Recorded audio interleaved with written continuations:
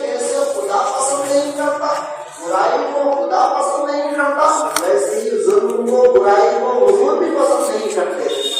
مگر جب کوئی عزت مآب باعزت انسان معزز انسان جب داغدار بنا دیا جاتا ہے تو اس معزز انسان کو اس عزت دار انسان کو یہ حق حاصل ہے کہ وہ اپنا ناحق الزام دور کرنے کے لیے اپنا حق استعمال کرے، ظالم کے ظلم کو دیکھ کر برداشت نہ کرے، بلکہ اسے جوابی کارروائی کرنا چاہے تو اسلام کی طرف سے اجازت اتنا ہی جتنا اس نے ظلم کیا۔ اس نے اگر جان ماری ہے اسلام کے نام میں اس کی اجازت ہے کہ تمہیں اس کی جان کا فرق کیوں نہیں۔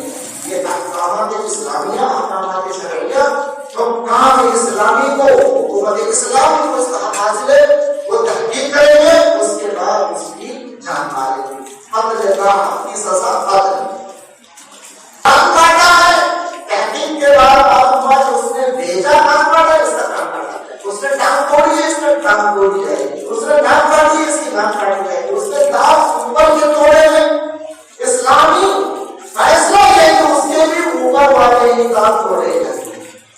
برابر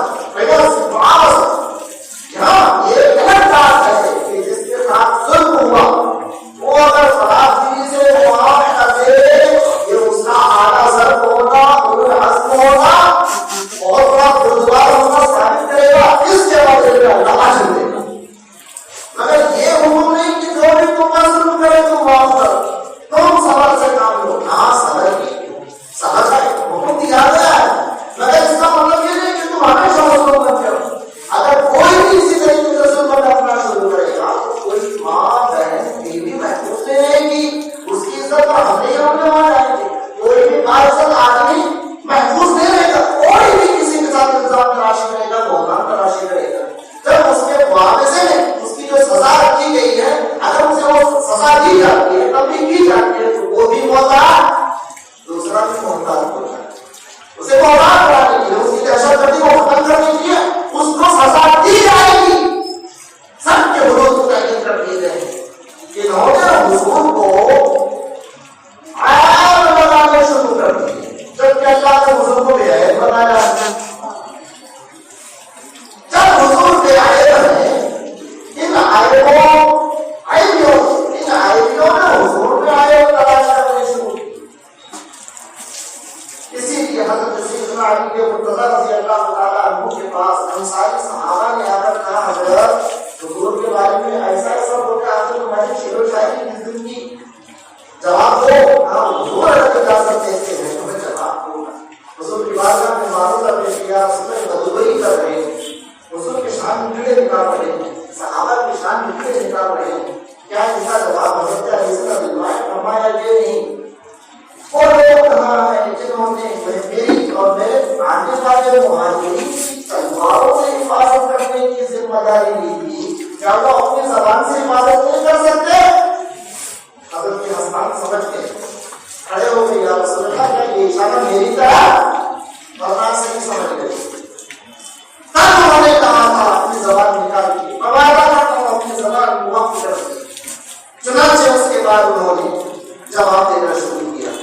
اب جواب میں پیار ہونا چاہیے، محبت ہونا چاہیے، اچھے انداز سے سمجھانا چاہیے، اے کفار مکہ تمہارے خاندان کے پیغمبر، ایسا نہیں بولنا چاہیے، پیار سے محبت سے سمجھانا چاہیے تھا، ان کو گالی گلوچ نہیں کرنا چاہیے تھا، ان کو چاہیے تھا کہ وہ بہت بڑے نرم لہجے میں ان کو دعوت دیتے، ٹھیک ہے دنیا میں حضور کے اندر عیب نکالا ہے، کیا ہوا حضور کے اندر وہ عیب نہیں، کیا ہوا حضور کی طرف سے میں نے ان کو معاف کر دیا، ایسا بولنا چاہیے تھا نا۔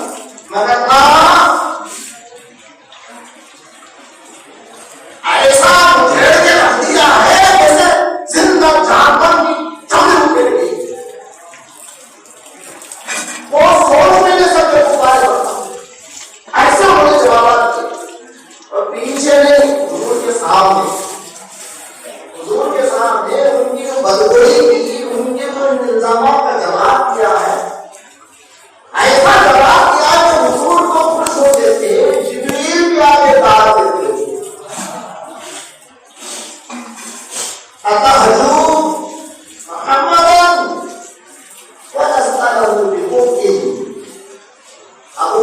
میں اسلام نہیں لائے تھے. مکے میں ابو سفیان ہے، مدینے میں حسان ہے، اور اس وقت حبیب رحمان بھی مدینے میں ہے. ٹھیک ہے جواب ہو. حضرت حسان نے کہا یا رسول اللہ کی نشان ہمیں لکھے ابو سفیان کے تعلق سے. وہ میدان احد میں سلام ہوتا ہے، شاعر ہے، وہ بڑا تاجر ہے، رئیس ہے، خاندان قریش کا سب سالار کے دنیا سے. اس نے حضور کے سامنے برداشت کیا اور میں نے اس کا جواب دیا. آسان کا بہت صحیح. انہوں نے ماشاء اللہ کی کھال پہ جو انہوں نے لکھا تھا یا اونٹ کی کھال پہ جو لکھا تھا وہ اس کو انہوں نے سنانا شروع کیا. اس میں سے ایک شعر لکھی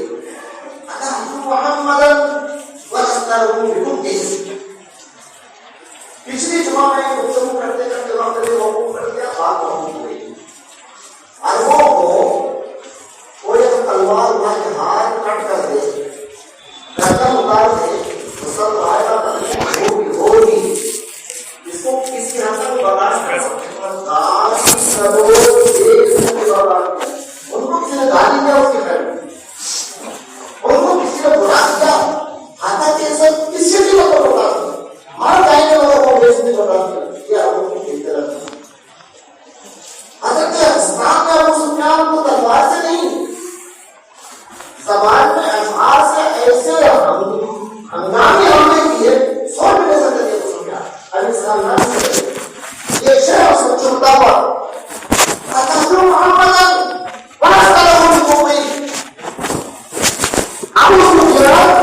تو ہمارے پیغمبر کی برابری ہم سے کرنے کا ذہن لے کے نکلا ہے. ہم سری برابری، ارے ان کا سر تو اتنا اونچا ہے، فرش والے تیری شوکت کا علو کیا جانے. خوش روا عرش پہ اڑتا ہریرا ڈیرا، قدم تو عرش معلّہ پر ہے، ہم سری کا تصور بھی نہیں کر سکتا. تو اس قابل ہے ہی نہیں. پہلے تو ہم سری کا جو دعویٰ کرنے جا رہا ہے تو سوچ تو صحیح، تجھ سے حضور کو نسبت کیا، تو کیا تیری حیثیت کیا، تو اپنی اوقات کو یاد کر. یہ کہہ کر حضرت سیدنا حسان بن ثابت نے حضرت ابو سفیان کو چیلنج کیا، اپنی اوقات کو یاد کر اور اپنی باؤنڈری میں حد میں رہ. للکار اس شعر میں، اس سے بھاری بھاری اشعار جو بتا رہا ہوں، یہ للکار کیا کہ تو اپنی حد میں رہ، اپنی باؤنڈری میں رہ، تیری کوئی حیثیت نہیں، تیری کوئی حیثیت نہیں. کہتی ابو سفیان کا پارا چڑھ گیا، میری کوئی حیثیت نہیں. ارے میں تو عرب کا مانا ہوا شہسوار ہوں، عرب کا مانا ہوا سالار ہوں، میں رئیس ہوں، اور یہ حسان کا تو میری کوئی حیثیت نہیں. یہ اس کے لیے ایسا تھا جیسے وہ کھولتے ہوئے انگار میں نہیں، کھولتے ہوئے پانی میں ڈالنے کے بعد. ایک شعر سنیے، ایک شعر سنیے. اور ابو لہب کو چلتے چلتے لتھیڑا. ابو لہب تو بھی سن لے، تو رئیس ہے نا، تو بھی خاندان قریش کا مانا ہوا سردار ہے، رشتے میں ہمارے نبی کا چاچا ہوگا، مگر یہ رشتہ کسی کام کا نہیں جب تک کہ رشتہ غلامی نصیب نہ ہو.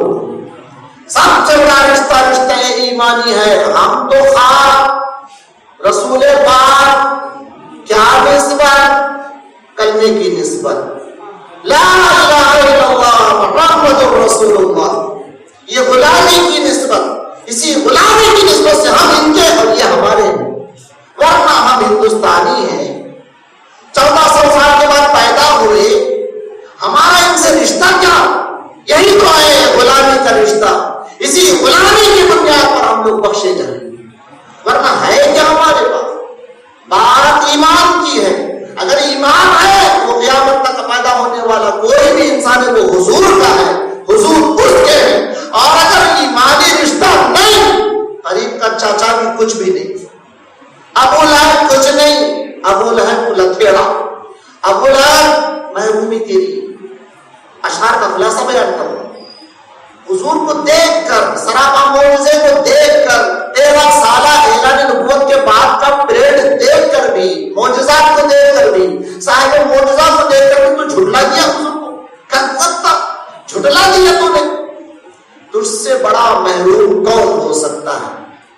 کو دیکھ, ہم بغیر دیکھ ہی مان لیے, تو دیکھ کر بھی نہیں مانا, محروم رہا. پہلے والے مصری میں یہ بات, دوسرے والے مصری میں لتیڑ. صحیح ہے, تو نے جو انکار کیا اس کی وجہ یہ ہے کہ تو کمینوں میں سے کمینہ.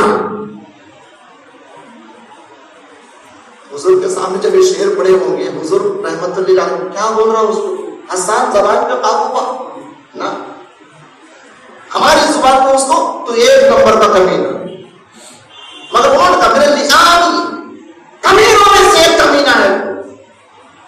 حضور کے سامنے یہ شعر. ابو سفیان بن حارث چچا زاد بھائی, وہ انہوں نے بعد میں اسلام قبول کیا. ابھی اسلام قبول کرنے سے پہلے انہوں نے بھی معاذ اللہ حضور کی شان میں قصیدہ خانی کی بجائے حزن گوئی اور بد گوئی, ہجو گوئی کی. حضور کی شان میں کیڑے نکالے. حضرت حسان کو معلوم ہوا, اچھا وہ ٹھیک ہے اسے بھی دیکھ لو.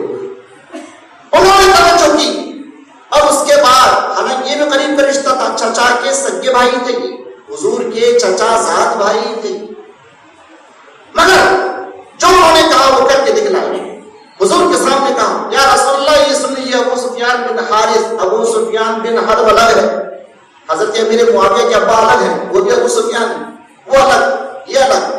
ابو سفیان بن حارث, مگر یہ بھی حضور کے رشتے میں چچا زاد بھائی.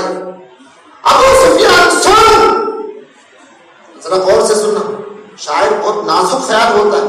اتنی بڑی بات کو اتنے جملے میں سمجھ دیتا ہوں. کبھی گھما کے بولتا ہے, سیدھا بولتا مطلب الٹا نکلتا, کبھی الٹا بولتا سیدھا مطلب نکلتا. یہ شاعر کی خوبی ہوتی ہے. اس میں وہ سیدھا بول رہے مگر مطلب الٹا نکال لو, اسے بھی تم کو بھی چھوڑ دیے. وہ شعر بول رہے, شعر کا معنی اگر میں کروں گا سیدھا معنی ہوتا, مگر مطلب اس کا الٹا, اور الٹا کر کے اسے ذلیل کر رہے. انہوں نے کہا, ابو سفیان تیرا جو ہے خاندان قریش سے ایسا ہی تعلق ہے, تو بھی خاندان قریش سے تعلق رکھتا ہے, تیرا تعلق نہیں, ایسا نہیں کہا ہے مثبت, جیسے اونٹ کے بچے کو شتر مرغ کے بچے سے تعلق ہوتا ہے. تعلق ہے, اونٹ کے بچے کو شتر مرغ کے بچے سے جو تعلق ہوتا ویسا ہی تیرا بھی تعلق خاندان قریش سے ہے. میں اگر بولوں کہ پنکھے کا تعلق ہماری حوض کی مچھلی سے ویسا ہے, مچھلی کون سی مخلوق ہے, پنکھا کون سی مخلوق ہے, میں بولوں تعلق ہے اس میں. آپ سمجھ گئے, پنکھا ہے, مچھلی ہے, وہ دوسری مخلوق ہے, یہ دوسری مخلوق ہے, اس سے اس کو کوئی تعلق نہیں. یعنی تیرا خاندان قریش سے تعلق ہے, مگر کیسا تعلق ہے, جیسے اونٹ کے بچے کو شتر مرغ کے بچے سے. یہ کہہ کر اس میں جو انہوں نے توہین کی ہے, یعنی شتر مرغ ایک الگ مخلوق ہے, اونٹ کا بچہ ایک الگ مخلوق ہے, اس سے اس کو کوئی تعلق نہیں, اس کی جنس الگ, اس کی جنس الگ. ایسی تو اس خاندان میں نام کے حساب سے تیرا اس خاندان سے تعلق نہیں. کسی سید کو بولو تو سید نہیں بولو, اگر اصلی اور حقیقی سید ہے, صاحب شجرہ ہے, حسب نسب صحیح ہے, بولو اسے کتنی تکلیف ہو. کوئی پٹھان ہے, اس کا بالکل صحیح نسب ہونا ثابت ہے, اسے بولو تم صحیح النسب نہیں ہو, تم صحیح پٹھان نہیں ہو, بولو اس پر کتنی تکلیف ہوگی. بلکہ جو صحیح النسب ہے, اگر کسی نے کہہ دیا تو حرامی ہے, بولو اس کا کیا مطلب نکلے گا. شریعت میں تو کوڑے مارے جائیں گے اس کو, کس بنیاد پر تو نے اس کو حرامی کہا, کسی غیر کا کہا تو نے, کیا مطلب. اور حضرت حسان حرامی نہیں بول رہے, دنیا والوں پر چھوڑ رہے. تیرا تعلق خاندان قریش سے ہے, مگر کیسا ہے معلوم, اونٹ کے بچے سے شتر مرغ کے بچے کو جیسا ہے. اس کا جو مطلب تم نکالنا ہے نکال لو. پوری دنیا والوں کو انہوں نے موقع دے دیا, سمجھ لیں. آپ سمجھ رہے, اتنا گہرا طنز حضور کے سامنے انہوں نے کیا. ابو جہل کی بات ہے تو کھلے الفاظ میں کہا انہوں نے, اے ابو جہل تو بھی سنیے, سب اشعار میں لکھا انہوں نے, شغول کمینہ, یہ الفاظ لعین, اللہ کی لعنت ہو اس پر, ملعون, نام لے کر کمینہ, نام لے کر اللہ کی لعنت ہو, ملعون. شقی لعین کان قدم دما، مقبول ترین انسان دنیا میں سب سے زیادہ اگر کوئی کسی پر غصہ کرنا چاہتا ہے، دنیا پوری مل کر کے اگر کسی پر غصہ کرنا چاہتی ہے، ناراض ہونا چاہتی ہے، لعنت کی برسات کرنا چاہتی ہے، ابو جہل نے کرے. حضرت ابو جہل نعوذ باللہ من ذالک حضرت حسان کی بنیاد پر لعنت کا حقدار بنا دیا گیا، رشتے کے اعتبار سے چاچا، مگر جو انہوں نے گستاخیاں کی کفار مکہ نے ان سب کا منہ توڑ جواب دیا. ایک عرب کا خاندان تھا، اس کا سردار حارث بن عوف تھا. ایک مرتبہ حضور کے پاس آیا، کہا میں مسلمان بننا چاہتا ہوں، نہ صرف میں بلکہ میرے خاندان والے بھی کلمہ پڑھنا چاہتے ہیں، مگر آپ کسی ایک آدمی کو میرے پاس بھیج دیجیے، وہ میرے خاندان آئے گا، پورے خاندان والوں کو دین کیا ہے، مذہب کیا ہے، اسلام کیا ہے، آپ کا قرآن کیا ہے، آپ کا پیغام کیا ہے وہ پہنچائے گا، سنائے گا، تربیت دے گا. جب میرے خاندان والے بات سمجھ جائیں گے تو میں، میرا پورا خاندان آ کر آپ کا کلمہ پڑھ کے مسلمان بنے. ایک آدمی بھیج دیجیے. حضور نے کہا ٹھیک ہے، فلاں بن فلاں جاؤ انصاری. ایک انصاری صحابی اس کے ساتھ چلے گئے. وہ جانے کے بعد نعوذ باللہ من ذالک خاندان والوں نے جیسی اس انصاری صحابی کو دیکھا انہوں نے شہید کر دیا. جب وہ شہید کر دیے گئے تو حارث بن عوف کی ہمت نہ ہوئی کہ حضور کی بارگاہ میں جاؤ، چونکہ یہاں پر زمان لے کر آیا تھا، حفاظت کی ذمہ داری میں لیتا ہوں، اپنی نگرانی میں لے جاؤں گا، اپنی نگرانی میں لاؤں گا، یہ وعدہ کر کے آیا تھا. ایک تو ناحق مارا گیا ہے، گورو کو درجہ شہادت ملا، مگر یہ جواب کو میرا پیغمبر کو میں زبان دے کر آیا ہوں. زبان ہوتی ہے. اب مجھے بھی اس کے بدلے میں وہ کسی نہ کسی میرے خاندان کے فرد کو یقیناً قتل کریں گے. یہ معاملہ بڑا مشکل ہو گیا، اور میں جاؤں تو کیسے؟ آج نے تو کہا مجھے جانا ہی ہے. چند دن گزر گئے، اس کا جواب نہیں بنا. خاندان والوں پر خوب برسا، خود ناراضگی کا اظہار کیا، مگر جان جانی تھی چلی گئی. آخرکار وہ ہچکچاتے ہوئے معافی تلافی کرنے اور ساتھ ہی اس کی جو دیت بنتی ہے وہ ادا کرنے کے ارادے سے حضور کی بارگاہ میں حارث بن عوف آئے. خاندان کا سردار تھا، رئیس تھا. آیا حضور کے پاس آ کے پہلے حضور کی تعریف کرنا شروع کر دیا. حضور نے فرمایا انصاری کہاں رہ گئے؟ وہی تو بتانے کے لیے آیا ہوں. بہت بڑی چپ ہو گئی ہمارے خاندان والوں سے، جانے کس خیال میں تھے، وہ بات سمجھے نہیں. جاتے انہوں نے معاذ اللہ شہید کر دیا. حضور اکرم نور مجسم صلی اللہ علیہ وسلم کے قلب نازک پر گہرا صدمہ پہنچا. یہ کیا کیا تم نے تو کہا تھا میں حفاظت ضمانت لیتا ہوں اور حفاظت کروں گا، نگرانی کروں گا، یہ کیا کیا تھا؟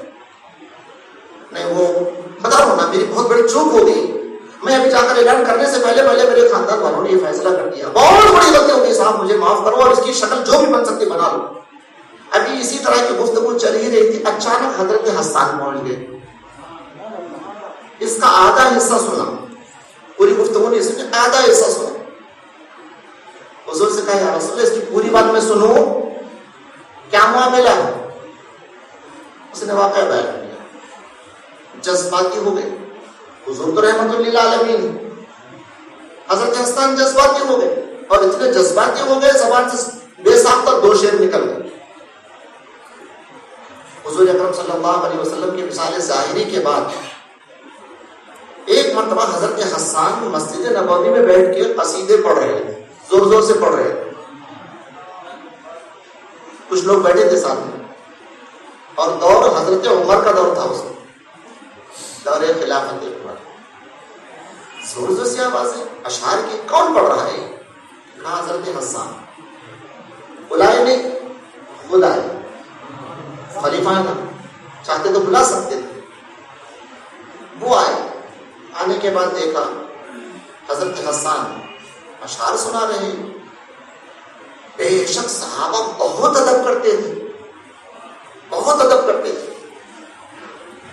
حضرت سیدہ عائشہ کا تو عمل یہ تھا مسجد نبوی کے آس پاس میں جو کمرے تھے، کمرے گھرا، کسی مکان میں کیلا ٹھونکنے کی آواز آتی تو حضرت عائشہ یہاں سے پیغام بھیجتی، آہستہ کیلا ٹھوکو، حضور یہاں آرام کر رہے ہیں۔ مکان ان کا، کیلا ٹھوکتی تو حضرت عائشہ سے پیغام کہتے حضور یہاں آرام کر رہے ہیں۔ حضور کے وصال کے بعد کی بات بتا رہا ہوں میں، یہ حضور کے وصال ظاہری کے بعد کسی مکان سے کیلا ٹھونکنے کی بھی آواز آتی ہے۔ حضرت عائشہ فرماتی جا کر اس کو خبردار کرو، حضور یہاں آرام کر رہے ہیں۔ مرے نہیں بولتی تھی، مردے کیا بول رہے ہو آپ کو معلوم ہے۔ حضرت عائشہ کا یہ عقیدہ، حضور آرام کر رہے ہیں، اور ہمارا بھی وہی عقیدہ ہے۔ حضرت حسان بن ثابت بن معمولی انسان نہیں تھے، اشعار پڑھ رہے تھے۔ حضرت عمر کو جب محسوس ہوا کہ حضرت حسان قصیدے پڑھ رہے، آئے ادباً احتراماً، انہوں نے یہ سمجھا کہ بے شک حضور کے سامنے وہ قصیدے پڑھتے تھے، ہم نے بھی دیکھا ہے، ان کے لیے ممبر بچھایا جاتا تھا، صحیح ہے، مگر اب ہمیں حکم ہے کہ یہاں مسجد نبوی کا بھی احترام کرنا ہے اور بارگاہ نبوی کا بھی احترام کرنا ہے، یہ اتنی بلند آواز سے کیوں اشعار پڑھ رہے؟ حضرت عمر تشریف لائے، حسان پڑھو، منع نہیں کرتا مگر آہستہ پڑھو۔ پیار سے کہا کیا تم مجھے منع کرتے ہو؟ نہیں منع نہیں کر رہے، پڑھو مگر آہستہ پڑھو۔ میں حضور کے سامنے ممبر پہ کھڑے ہو کر بلند آواز سے پڑھتا تھا، جب رسول مجھے منع نہیں کرتا، عمر تو ہوتا پڑھنے والا۔ حضرت عمر خاموش چلے گئے، کیا سمجھے؟ تلوار نہیں نکالے، مسجد کا ادب کرو نہیں کہا، ان کو حق تھا، ان کو حق تھا بولنے کا۔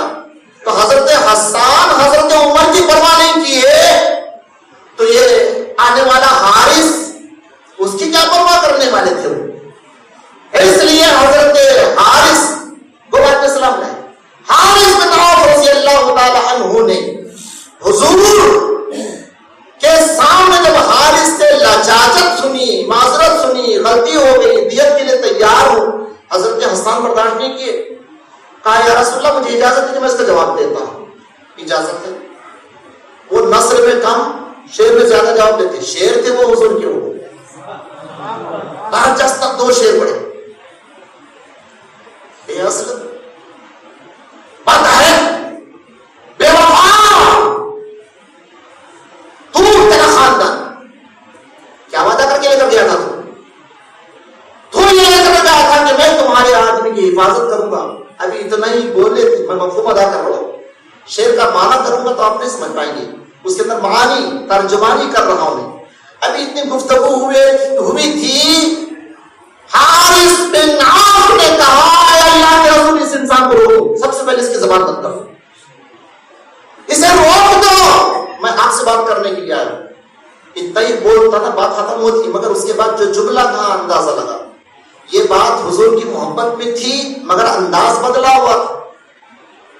انداز میں جو ناراضگی اور غصہ اور جو جلال تھا، جو گالیاں تھیں حضور کے سامنے، ان جملوں کو سن کر حارث نے کہا اس انسان کی زبان میں جو تیزابیت ہے، جو غصہ ہے، جو اس کے اندر تلخی ہے، اگر اس کی زبان کا کچھ حصہ بھی نکال کر سمندر میں اگر ڈال دیا جائے تو پورا سمندر کڑوا ہو جائے گا، اتنی زبان اس کی تلخی ہے، پورا خاندان سن کے مر جائے گا میرا۔ زبان پہ رقابت بہت ہوگی، یعنی جب یہ اپنی زبان سے حضور کے دشمنوں کے لیے ہجو کرتے تھے، بدی برائی بیان کرتے تھے، تو حضور نے کسی موقع سے کہا تھا میرے حسان کے اشعار اندھیری رات میں تیروں کے مانند کفار کے سینے میں چبھتے چلے جا رہے ہیں، اندھیری رات۔ حضرت سیدنا حسان بن ثابت رضی اللہ تعالی عنہ نے حضور کے سامنے کمینہ بھی کہا، حرامی تو نہیں کہا مگر مفہوم وہی لائے ہو، ملعون کہا، بزدل کہا، اصل میں فرق ہے کہا، یہ جملے حضور کے سامنے بولے ثابت۔ اب بات آئی وہاں تک، جیسا کہ میں نے کہا تھا، ہمارے ایک دوست مولانا قاری شمس الدین صاحب اسی مسجد میں جب انہوں نے تقریر کی تھی اور وہ شعر پڑھا تھا، نجدیوں کلمہ پڑھانے کا بھی احسان گیا، اس لفظ نجدی پر انہوں نے رائچور والے صاحب نے اعتراض کیا، آپ نجدی ہو تو کہیں بول رہے ہیں، ان کو نہیں بول رہا، سب گالی دے سکتا ہوتا۔ ارے نجد کے رہنے والے کو نجدی بولتے ہیں، رائچور کے رہنے والے کو رائچوری بولتے ہیں، ادونی کے رہنے والے کو ادونی کہتے ہیں، بنگلور کے رہنے والے کو بنگلوری کہتے ہیں، یا اس میں نسبت کی لگا دی جاتی ہے۔ نجدی کا مطلب نجد کے ایریے میں رہنے والے کو نجدی بولتے ہیں۔ ابھی نہ اس کو کالا بولے، ٹپٹا بولے، چپٹا بولے، اعلیٰ حضرت کچھ بھی نہیں بولے، نجدیوں کلمہ پڑھانے کا بھی احسان گیا۔ لفظ نجدی سن کر پڑے وہ چھلا میں، حالانکہ وہ بیچارے نجد کے رہنے والے نہیں تھے، وہ تو رائچور کے رہنے والے تھے۔ ان سے ان کا کیا رشتہ؟ چند دن جاب کر کے آ گئے تھے، ان کی صحبت ملی تھی، ایمان وغیرہ ہو سکتا ہے غارت کر کے آ گئے ہو سکتا ہے متزلزل ہو گیا ہو، مگر ان کی گاتے تھے، انہیں نہیں معلوم۔ ابھی تو اعلیٰ حضرت نے نجدی کہا ہے، دوسرے اشعار پر نظر پڑتی تو پتہ نہیں کیا کہتے۔ اعلیٰ حضرت نے دوسرے مقام پر کہا شرک ٹھہرے جس میں تعظیم حبیب، شرک ٹھہرے جس میں تعظیم حبیب، اس برے مذہب پہ لعنت کیجیے۔ یہ لفظ لعنت سن کر پتہ نہیں دل میں ہوتا ہے کیوں؟ اس برے مذہب پہ، وہ برا مذہب ہے وہ جس میں تعظیم ہے، وہ سنیوں کا مذہب ہے، اور سنیوں کا مذہب صحابہ کا دیا ہوا مذہب ہے، وہ قرآن کا دیا ہوا مذہب ہے۔ لعنت ہو اس مذہب پر جس میں حضور کی تعظیم کرنے کو شرک کہا گیا۔ لفظ لعنت کو دیکھیں گے، میں کہتا ہوں یہی بات حضرت سیدنا حسان نے بھی کہی، لعین کہا ہے انہوں نے۔ ایک شعر میں اعلیٰ حضرت نے یہ بھی کہا تھا، تو وہ حفیظ و مغیث کیا ہے وہ دشمن خبیث، تم ہو تو پھر خوف کیا، تم ہو حفیظ و مغیث، حفاظت آپ کی، مدد آپ کی، یہ دشمن خبیث کیا کریں گے یا رسول اللہ، تم ہو تو پھر خوف کیا، تم پہ کروڑوں درود۔ اس شعر کے اندر لفظ خبیث آیا، اس کو کیسے برداشت کریں گے؟ دیکھو بھئی یہ شعر و شاعری ہے، درود ہے، سلام ہے، کیا ہے، اور تو وہ نبی کے نام پر درود پڑھا جا رہا ہے، کروڑوں درود کہا جا رہا ہے، اس کے اندر لفظ خبیث بھی آ گیا۔ اعلیٰ حضرت 1400 سال کے بعد لکھے، حضرت حسن سامنے پڑے، لعین، ابو جہل کو جو لفظ کہا تھا انہوں نے شعومن کے ساتھ لعین بھی کہا تھا۔ ایک شعر میں اعلیٰ حضرت نے یہ بھی کہا حاکم حکیم، ان کی شاعری اللہ اللہ، لفظ فرق سے فائدہ اٹھایا، حاکم حکیم، دو الگ الگ لفظ ہیں، دو الگ الگ معنی، مادہ ایک ہی، حاکم حکیم، لفظ داد اور لفظ دوا، پھر دونوں کو ایک ساتھ لا کے قریب سے اشارہ کریں۔ آدھے مصر میں جس کو فن سخنوری سے تعلق ہے وہ خوب محسوس ہو سکتے کہ اعلیٰ حضرت نے آدھے مصر کے اندر کیا کیا قائم کر دیا۔ حاکم حکیم، حاکم کہتے ہیں پوسٹ والے کو، پولیس ہے، انسپکٹر ہے، وکیل ہے، جج ہے، یہ سب حکام میں آتے ہیں۔ حاکم، حکیم دوا دینے والا، ڈاکٹر، حاکم حکیم، دونوں لفظ الگ الگ۔ حاکم داد کرتا ہے، مدد کرتا ہے، یا تمہاری کیا بولتے ہیں، داد رسی کرتا ہے، فریاد رسی کرتا ہے، مدد کرتا ہے، اٹک گئے نکال دیتا ہے، پھنس گئے بچا لیتا ہے۔ حاکم داد کرتا ہے اور حکیم دوا کرتا ہے، حکیم علاج کرتا ہے۔ حاکم حکیم داد و دوا دیں، آدھا مصرع یہ کچھ نہ دے،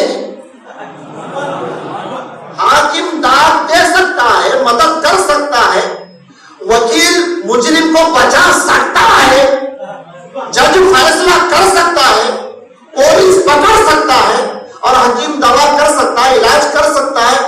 حاکم حکیم داد و دوا دے، یہ کچھ نہ دے، یہ کچھ نہ دے۔ سوالیہ نشان قائم کر کے جذبات میں جلال میں فرما مردود، یہ مراد اس آیت خبر کی ہے۔ مجھے صرف تو یہ بتا، پورے قرآن میں 6666 آیتوں میں سے بے شمار احادیث میں سے کسی ضعیف سے ضعیف حدیث میں مجھے تو اتنا بتا، حاکم حکومت کر سکتا ہے، حکیم دوا دے سکتا ہے، مگر ہمارے پیغمبر کیا بھی نہیں کر سکتے، کسی بھی آیت سے تو بتا۔ اے مردود، کلمہ پڑھ رہا رسول اللہ کا تعریف کر رہا حاکم کی، کلمہ پڑھ رہا واقعے کے اندر اس شعر کے اندر اعلیٰ حضرت نے مردود کہا. اس لفظ مردود کو دیکھ کر لوگوں کو تکلیف ہونے لگی. بھائی مردود کیسے کہا دیا انہوں نے؟ ارے تجھے بولے نہیں بھائی، جو مردود ہے اس کو بول رہے ہیں. جو مردود ہے مردود ہی بولے گا. چور کو چور ہی بولیں گے نا، اچھے کو اچھا بولیں گے، برے کو برا بولیں گے. اور پھر ان پر اعتراض مت کرنا. یہ بولی بول کے حضور سے سند حاصل کر کے دعا لے کے حضرت حسان ایک روایت قائم کر کے چلے گئے. اعتراض ان پر نہیں ہوگا، اعتراض بظاہر اعلیٰ حضرت پر کرنے سے پہلے حضرت حسان پر کرو. اعلیٰ حضرت نے وہی جملے لیے جو حضرت حسان نے کہے. انہوں نے سن کر شاعری کی ہے، حضرت حسان نے دیکھ کر شاعری کی ہے. یہ منفی حصہ میں بتا رہا ہوں. تو اعلیٰ حضرت نے اگر دشمنان دین پر اگر دشمن احمد میں شدت کیجئے، مریدوں کی کیا مروت کیجئے، اگر کہا ہے تو عین حضرت حسان کی نقش قدم پر چل کے انہوں نے شعر و شاعری کی. حضرت سیدنا موسیٰ علیہ السلام کو ایک دور لے گئے. ویسا ان کا کئی مرتبہ جانا ہوا، ہم کلامی کا شرف حاصل ہوا. ایک مرتبہ رب کی جانب سے سوال ہوا، موسیٰ تم مجھے خوش کرنے کے لیے کیا کرتے ہو؟ خوش کرنے کے لیے کیا کرتے ہو؟ حضرت موسیٰ نے کہا تیری نماز پڑھتا ہوں، تیری عبادت کرتا ہوں، ریاضت کرتا ہوں، تیرا ذکر کرتا ہوں. فرمایا نہ، یہ تو تم اپنے ذات کے لیے کرتے ہو، یہ تو تم اپنی ذات کے لیے کرتے ہو، اس میں تمہارا بھلا. ذکر کرو گے اجر دیا جائے گا، مقام اونچا ہے تمہارا پہلے سے اور بڑھا دیا جائے گا، مرتبہ عظمت بڑھے گی تمہاری. ذکر کرو گے، دعا کرو گے، عبادت کرو گے، بے شک جو کرو اس کا صلہ ملے گا، صلہ بدلہ ملے گا تمہارے. حضرت موسیٰ نے دوسرا سوال قائم نہیں کیا، چپ چاپ سرنڈر. یہی طریقہ بزرگوں کا ہے. کسی بھی مسئلے کو اگر حل کرنا چاہتے جلدی سے سرنڈر ہو جاؤ. اگر غلطی ہے تو، اگر حق ہے اڑے رہو، اگر حق ہے اڑے رہنا چاہیے. ہاں اگر خود سے غلطی ہو گئی، میرا مطلب یہ تھا، میرا مطلب وہ تھا، میں بات سمجھنے کی کوشش کی، ہیرا پھیری مت کرو، چپ چاپ سرنڈر ہو جاؤ، مان جاؤ، چٹکیوں میں مسئلہ حل ہو جائے. دیکھو تجربہ کرو. حضرت موسیٰ نے دوسرا سوال قائم نہیں کیا. تب اس کے بعد انہوں نے کہا اللہ تو ہی بتا تو کس کام سے خوش ہوتا ہے. مجھے تو یہی معلوم تھا کہ عبادت کرنے سے، ریاضت کرنے سے، ذکر کرنے سے خوش ہوتا. میں یہ تو یہ کروں گا، کر رہا ہوں، مگر تم وہ کام بھی بتا دے جو جس سے تو زیادہ خوش ہوتا ہے. ادھر سے جواب آیا، موسیٰ میرے دوستوں سے دوستی کرنا، میرے دوستوں سے دوستی کرنا، میرے دشمنوں سے دشمنی کرنا، میرے دشمنوں سے دشمنی کرنا، اس سے مجھے بہت خوشی ہوئی. تو رب حضرت موسیٰ کو یہ حکم دیا اور اس کا عملی جامع حضرت حسان حضور کے سامنے، الحب فی اللہ والبغض فی اللہ. اے اللہ کے رسول، ابو بکر بھی مکے کے رہنے والے ہیں، عمر بھی مکے کے رہنے والے ہیں، عثمان بھی مکے کے رہنے والے ہیں، علی بھی مکے کے رہنے والے ہیں. یہ بظاہر حضرت بلال ظاہری جسمانیت ان کی موسم کی وجہ سے سیاہ نظر آتی ہے، مگر ان کا باطن اتنا پاکیزہ اور اتنا نورانی بیان نہیں کیا جا سکتا. یہ بھی ہمارے مدینے کے نہیں، صہیب ہمارے مدینے کے نہیں، وہ تو ملک روم کے، وہ ملک حبش کے، اور یہ جتنے ہیں یہ سب کے سب مکے کے مہاجرین ہیں، مہاجرین. مگر جیسے یہ مکے والے آئے، ابو بکر، عمر، عثمان، علی، جیسے مکے والے آئے، ابو جہل، ابو لہب، یہ بھی مکے والے. ہم کو مکے والوں سے نسبت نہیں، جس کو آپ سے نسبت ہے ہم کو ان سے نسبت ہے. یہ سب آپ کے ہیں، ہم ان سے محبت کر رہے ہیں، ابو بکر سے محبت کر رہے ہیں، ابو بکر کے ساتھ عمر سے محبت کر رہے ہیں، عثمان سے محبت کر رہے ہیں، علی سے محبت کر رہے ہیں، رضی اللہ تعالی عنہم اجمعین. ان تمام حضرات سے اس لیے محبت کر رہے ہیں کہ مکے کے رہنے والے نہیں، آپ کے ہیں اس لیے محبت کر رہے ہیں، آپ کے شہید کے ہیں اس لیے محبت کر رہے ہیں. ابو جہل سے نفرت، ولید سے نفرت، مغیرہ سے نفرت، شیبہ سے نفرت، اور اس زمانے میں جتنے بڑے بڑے تھے ان سب سے نفرت کر رہے ہیں، بغض کر رہے ہیں، عداوت کر رہے ہیں، اس لیے کہ وہ آپ سے بغض و عداوت کر رہے ہیں. حضرت حسان نے حضور کے سامنے ان کو گالی گلوچ دے کے حضور کو خوش کیا. کہیں ذہن میں یہ بات نہ آئے صحابہ بھی گالیاں دیتے تھے کیا؟ جی ہاں، دشمنان رسول کو دیتے تھے، آپس میں نہیں دیتے تھے. ایک اشارہ صلح حدیبیہ کے موقع پر ایک کے بعد دیگر صلح کے لیے آ رہے ہیں، اپنا پیغام سنا رہے ہیں۔ آپ 1400 حضرات جیسے آئے ہو نا مدینے سے ریٹرن مدینہ، مکہ نہیں جا سکتے، طاقت ہماری اب بول رہے بنا کر مانو۔ ایک کے بعد دیگر حضور سے بات کرنے کے لیے آ رہے ہیں۔ اسی موقع پر اس زمانے میں اب اسلام نہیں رہتے، عروہ بن مسعود الثقفی ابھی رہے سب بنو ثقیف کے فرد طائف سے آئے تھے، نمائندہ بن کر آئے۔ جب وہ نمائندہ بن کر آئے تو حضور کے سامنے انہوں نے سمجھانے کی کوشش کی ہے، محمد ان 4 لوگوں کو دیکھ کر آپ کیوں اترا رہے ہیں؟ جہاں جنگ ہوئی نا یہ سب چھوڑ کے چلے جائیں گے۔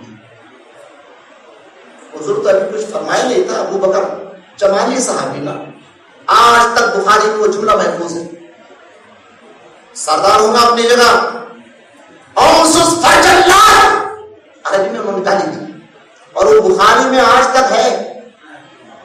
اس کا معنی میں بہت دبے لفظوں میں اشارے میں کروں گا، ٹھیک ترجمہ اپنے دکنی زبان میں تم سمجھ لینا اسے۔ ایک ان کی دیوی تھی، ایک دیو الگ دیوی الگ، لات دیوی کا نام تھا۔ حضرت عروہ کو اب اسلام نہیں لائے تھے، اس زمانے میں ابو بکر نے حضور کے سامنے یہ گالی دی، جا کے پہلے اپنی دیوی کی شرمگاہ چوس۔ اس کا معنی تم اپنی زبان میں سمجھ لو کیا ہو سکتا۔ آج بچہ گالی دے تو ہم برداشت نہیں کرتے، مگر حضور خاموش رہے۔ بات وہاں پر حضور کی شان میں بکواس کی تھی تو کیا سمجھتا ہم چھوڑ کے جانے والے؟ ہماری جان ہی ختم ہونے والی ہے مگر ہم چھوڑ کے جانے والے نہیں ہیں۔ نحن فداک یا رسول اللہ بأبی انت وأمی، ہم اپنی جانوں کو آپ کے نام پر ہم نے قربان کر دیا ہے اور قربان کرتے ہی رہیں گے۔ وہ کوئی اور قوم ہوگی، جب کبھی بات آئے گی تو چھوڑ چھوڑ کر بھاگنے والے ہوگی، ہم بھاگنے والوں میں سے نہیں۔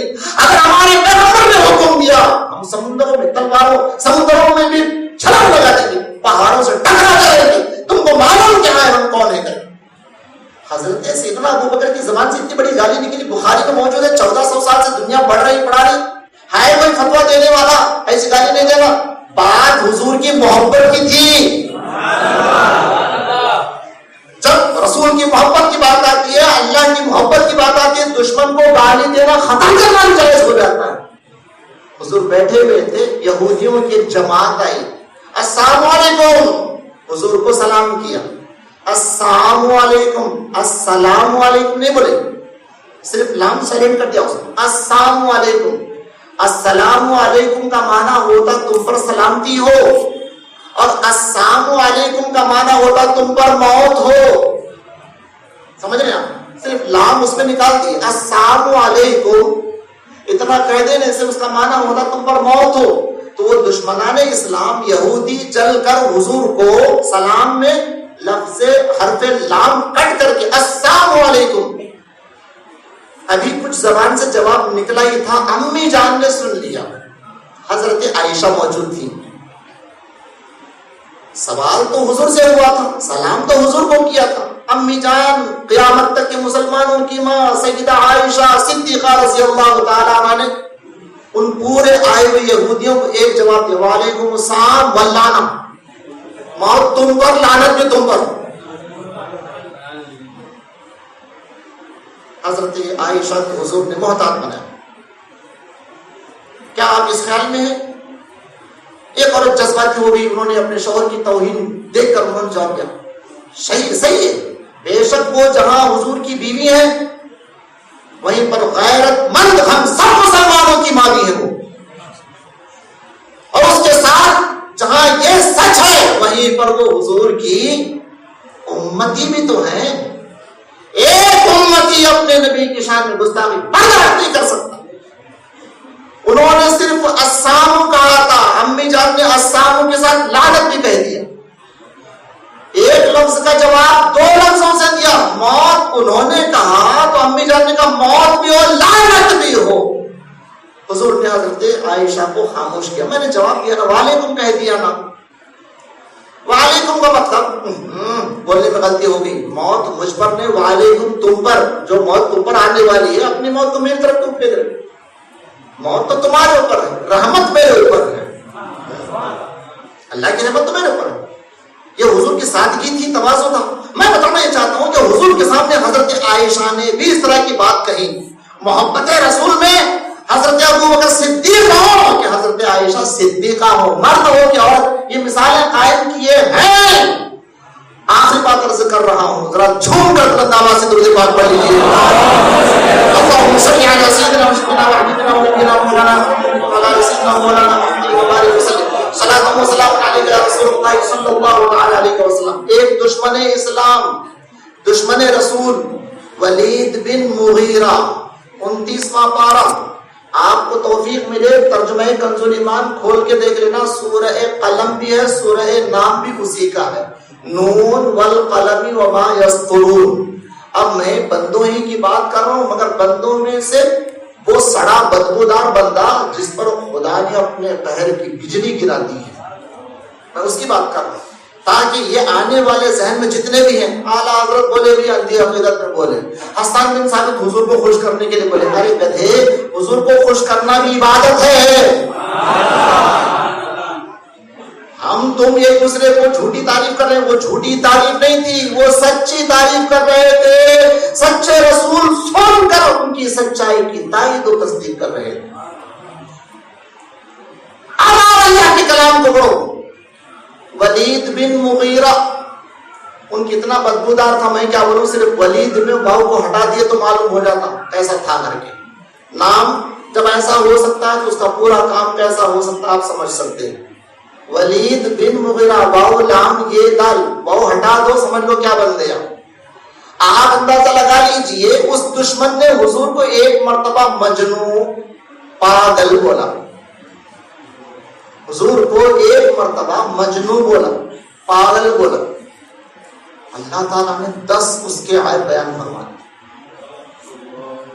مگر عیب بعد میں بیان فرما دیے۔ عیب سے پہلے حضور کو جو بے عیب بنایا ہے نا، وہ بے عیب بنانے والے خدا نے بے عیب بھی بتایا۔ پہلے فرمایا ما انت بمجنون، اے حبیب آپ پاگل نہیں، سب سے پہلے آپ،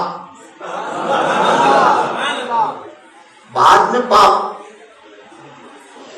باپ میں باپ ہے نا، وہ زمین پر باپ بنا ہوا ہے، پہلے آپ نون حکمت کی والقلم علم کی قسم یاد فرماتے ہوئے رب نے ارشاد فرمایا پیارے آپ پاگل نہیں، پہلا فیصلہ رکھا۔ اس کے بعد جس نے پاگل کہا تھا، لیجئے صاحب، ایک نہیں 10 اس کے آئے، وَلَا تُطِعْ كُلَّ حَلَّافٍ مَّهِينٍ، یہ جھوٹی قسمیں کھانے والا، یہ رذیل، مہین کا معنی بتا رہا ہوں، رذیل کمینہ جس کو بولتے ہیں آپ۔ اعلیٰ حضرت بولے تو لوگوں کو پکڑ لیں، حسن بن ثابت بولے تو لوگوں کو پکڑے، اب قرآن فرما رہا ہے، رب فرما رہا ہے، رذیل، کمینہ، ذلیل، مہین کا معنی ہمازن مشائن بنمیم، چغل خور، اب تک چھپا تھا، ایک گستاخی حضور کی شان میں کر دیا، رب نے اس کا کٹا کٹا نکال کے رکھ دیا، سارے اس کے بارے میں بیان کر دیے، معتد، بڑا ظالم، عظیم، بڑا بدکار، یہ سب چیزوں کے بعد زنیم، بعد ذالک زنیم، ان تمام عیوب کو، 9 عیب کو بیان کرنے کے بعد فرمایا اصل میں بھی خرابی ہے اس کی، صحیح النسل نہیں، 10 عیب بیان کی، 10 عیب بیان کرنے کے بعد تو اس کے اوپر کیا قیامت گزری ہوں گی آپ اندازہ کر سکتے، سیدھا مکان پہنچا تلوار لے کے، 9 عیب محمد نے بیان کیے ہیں، ان کے رب نے بیان کیے، محمد وہی بیان کرے جو ان کا رب نے ان کو بتایا ہے، قرآن نے بیان کیا ہے، مسلمانوں کے پیغمبر کو ان کے رب نے بتایا ہے، اور 9 عیب میں اپنے اندر پاتا ہوں، میری ماں تو بتا 10واں عیب کیا صحیح ہے، ان کے قرآن میں، ان کے پیغمبر نے، ان کے خدا نے کہا ہے کہ میری اصل صحیح نہیں، بتا ورنہ قدم اڑا دوں گا۔ میں نے کہا بیٹا صحیح ہے، تیرا باپ نہ تھا اس لیے میں نے چرواہے سے منہ کالا کیا تھا، جس کا تو ثبوت ہے، تلوار گر گئی۔ یہاں پر مفسرین اشارہ دیتے ہیں جو کوئی گستاخ رسول ہوتا اصل میں خرابی رہتی، دیکھو میں نے میرے قرآن کا نتیجہ نکالا انہوں نے 10 آیت 9 آیت کسی کے اندر بھی آ سکتے ہیں، چغل خوری کوئی بھی کر سکتا ہے، باقی تمام جو آیت 9 بتائے گئے وہ کسی کے اندر ہو سکتی ہے، مگر رسول اللہ کے اندر عیب نکالنے والا، مجنون بولنے والا، پاگل بولنے والا، پاگل کا جواب پاگل بول دینا تھا، بولنے والا پاگل ہے یہ بھی تو جواب بن سکتا تھا، بولنے والا دیوانہ ہے، رب نے یہ نہیں کہا، جس نے یہ کہا ہے 10 آیت اس کے بیان کیا اور 10واں آیت جو چھپا تھا یہ ظاہری 9 آیت کو توبہ کر کے وہ دور کر سکتا تھا، مگر 10واں آیت کیسے ختم کر سکتا؟ اس لیے اپنی زبان محتاط رکھو، اگر تمہاری زبان سے نبی کی شان میں ایسی کوئی گستاخی نکل رہی ہے تو اشارہ کر رہا ہے قرآن، سمجھ لو اصلیت میں گڑبڑی ہے، قرآن ہے یہ، اور جو لوگ اس طرح کی باتیں کر رہے ہیں وہ اپنی آخرت کی فکر کریں، اس لیے ہم لوگ ہمارے علماء فرماتے ہیں کہ ایسے بدعقیدہ اور ایسے بدگمان لوگوں سے بچو، چاہے وہ کسی بھی جماعت کے لوگ ہوں، کسی بھی فرقے کے لوگ، جو رسول اللہ کی شان میں گستاخی کرے، قرآن نے اس کی شان بیان کی، اور کیسی شان بیان کی، شان بولوں میں شان تنزیہ الفاظ میں ایسی شان بیان کی، ایسی اس کی حقیقت کھول کے رکھی، اور قیامت تک کے لوگوں کو عبرت اور نصیحت کا سبق دیا، کبھی بھی اپنے نبی کی شان میں گستاخی مت کرو، جو کوئی گستاخی کرتا ہے اللہ تعالیٰ دوسری گستاخیاں، دوسری بے ادبیاں معاف فرما دے تو یہ اس کا فضل، مگر اپنے حبیب کے غدار کو، دشمن کو معاف نہیں فرماتا۔ اللہ تعالیٰ ایسے بدعقیدہ لوگوں سے ہماری حفاظت فرمائے، اپنی ایمان عقیدے کی حفاظت کرنے کے لیے ہم سب کو جذبہ ہونا چاہیے، ان بزرگوں کے نقوش قدم پر چلنا چاہیے۔ اے میرے مالک و مولا، میرے بولنے میں جو بھی کمی بیشی لفظ خطا ہوئی ہے معاف فرما دے، اپنے حبیب کے صدقے میں ہم سب کو اپنے حبیب کا سچا وفادار بنا کے رکھ، غداروں سے بچا۔ اب ان قریب حضور کی ولادت کا دن آنے والا ہے، حضور کی ولادت کا موقع آنے والا ہے، اللہ حضور کی ولادت کا صدقہ پورے عالم اسلام کے مسلمانوں کو نصیب فرما، ہم سب کے ظاہری باطنی گناہوں کو معاف فرما، نیکیوں کی توفیق عطا فرما، برائیوں سے نفرت عطا فرما، بدعقیدگی اور بدعقیدگوں سے ہمیں حفاظت فرما دا، اور جب تک دنیا میں رکھ مولا خوش بخت مسلمانوں کی سنگت، خوش عقیدہ مسلمانوں کی سنگت میں اٹھا اور بٹھا، ایمان کی حفاظت کے ساتھ مقدم اپنے حبیب کا ہمیں دیدار نصیب فرما، اور جب تیرے حبیب جلوہ فرما ہو اور جب تیرے حبیب کا قدم ہمیں نظر آئے تو ہم اپنا سر جھکا لیں، تیرے حبیب کو گواہ بنا لیں، اس موقع پر ہماری زبانوں پر کلمہ طیبہ جاری ہو جائے، لا الہ الا اللہ محمد رسول اللہ، دل کی گہرائی سے زور سے پڑھیے، لا الہ الا اللہ محمد رسول اللہ، ایک بار اور پڑھیے، لا الہ الا اللہ محمد رسول اللہ صلی اللہ تعالی علیہ وسلم، آمین آمین آمین یا رب العالمین، بجائے سید المرسلین سیدنا محمد صلی اللہ تعالی علیہ وسلم، وآخر دعوانا الحمدللہ رب العالمین۔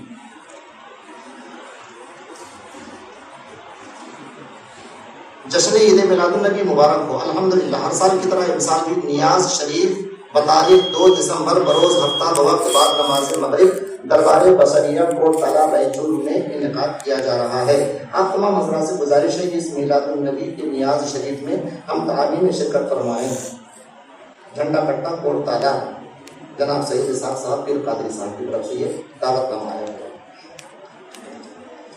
زیارت آثار مبارک، حضور اکرم نور مجسم صلی اللہ علیہ وسلم کے کوہ مبارک کی زیارت کا اہتمام مورخہ 12 ربیع الاول 2 دسمبر بروز ہفتہ خان آئے قادریہ میں کیا گیا ہے۔ صبح 9 بجے سے 11 بجے تک مردانہ کے لیے، صبح 11 بجے سے 2 بجے تک عورتوں کے لیے۔ ادائی خانقاہ قادریہ ہر سال کی طرح انشاءاللہ تعالیٰ اس مسجد میں بھی 11 بجے سے انشاءاللہ تعالیٰ زیارت کوہ مبارک کا اہتمام کیا جائے گا۔ ہر سال کی طرح اس سال بھی انشاءاللہ تعالیٰ آپ کے گلشن رضوی میں 9 بجے سے زیارت کا اہتمام کرایا جا رہا ہے۔ جس کو جہاں موقع مل جائے وہاں پر زیارت کر لیں، جن حضرات نے سنتیں نہیں پڑھی ہیں سنتیں پڑھ لیجیے۔ عصر کی نماز کے بعد انشاءاللہ تعالیٰ عصر سے مغرب کے درمیان رضائے مصطفیٰ مسجد میں آپ تمام حضرات کو دعوت دی جاتی ہے۔ کل کے جلوس میں ہمیں کون سا کام کرنا ہے اور کون سا کام نہیں کرنا، رضائے مصطفیٰ کے علماء